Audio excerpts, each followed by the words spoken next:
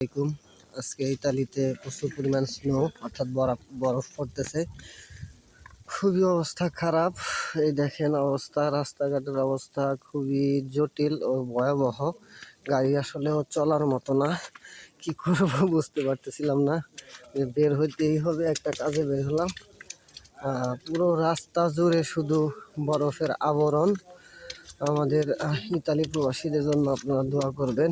জনজীবন আসলেও খুবই খারাপ অবস্থা। আজকের এই অবস্থার কারণে প্রচুর পরিমাণ বরফ পড়তেছে। রাস্তা পুরোটাই ব্লক হয়ে গেছে। আসলে এখানে গাড়ি চালান কোনোভাবেই সম্ভব না।